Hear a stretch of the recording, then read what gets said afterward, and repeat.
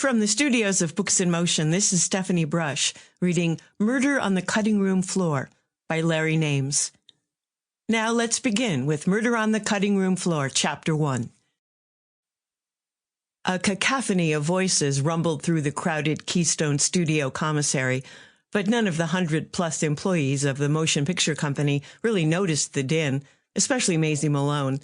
She concentrated her focus, as usual during the lunch hour, on the pages of The Times, the leading newspaper in Los Angeles. Sitting to Maisy's left was Milo Cole, the first person she met when she stepped off the train at the Southern Pacific Depot 6 months ago. He was talking to the studio's star actress, Mabel Normand, who sat directly across from Maisy. Ford Sterling, leading man in many of the company's films, sat to Maisy's right. While slowly chewing his ham and Swiss on rye, slathered with extra mustard, he listened politely to Milo spilling the latest gossip going around the circle of motion picture companies located in and around Los Angeles. This was part of Cole's job as the lead assistant to studio boss Max Sennett. Maisy suddenly interrupted her wannabe boyfriend by slapping the newspaper down on the middle of their table. With her right index finger, she jabbed at a photo on the front page.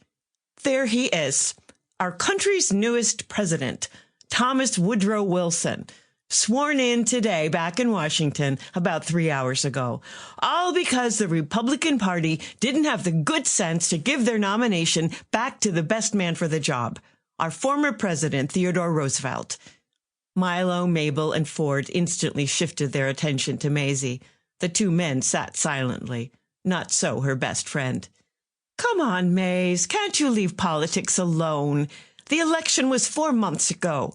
Yes, and now we're going to have Wilson in the White House for the next 4 years. I don't care, Maze. None of us care, because there's nothing we can do about it. He was elected, and now he's sworn in, so let it go. But, no buts. Get off politics. Find something else to rant about. Find a murder to solve or something. Maisy burped a laugh. I've already done that. There's a good one on page 25. Actually, it could be 3 murders. Or 2 murders and a missing man. Or 1 murder, 1 missing man, and a hoax about a murdered man. Or 1 accidental death, 1 suicide, and 1 hoax. What do you think of them apples? Mabel could only shake her head. Oh, dear. Here we go again. Oh, come on, Mabes. Don't be that way. Haven't we had a lot of fun solving murders for the police? Come on, admit it. You liked all that sleuthing we did, didn't you? Mabel shrugged. Well, I suppose I did. And didn't you have fun with us, Milo?